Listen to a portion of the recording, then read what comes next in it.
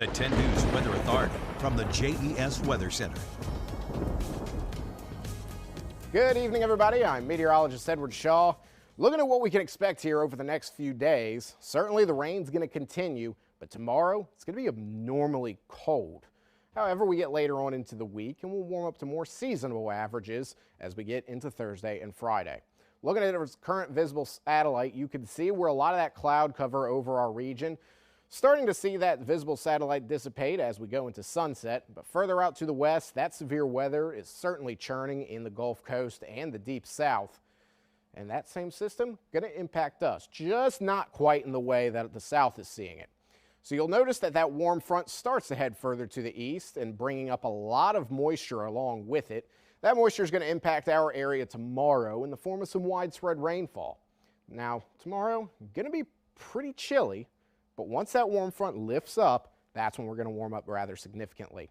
A few showers possible overnight Tuesday into Wednesday, but then we get into Wednesday and we'll start seeing that cold front approach, which could in turn lead to a few pop-up showers and thunderstorms, given the fact that Wednesday certainly going to be warmer than what we're going to see tomorrow. Now, I keep talking about that warmth, and it's not coming, at least within the next day or two, much later in the week.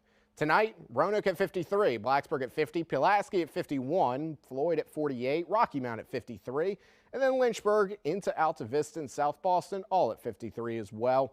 Tomorrow, we don't warm up all that much compared to our nighttime lows, with Roanoke at 58, Blacksburg 55, Bedford 58, South Boston, Lynchburg both at 60, and Blacksburg at 55 degrees.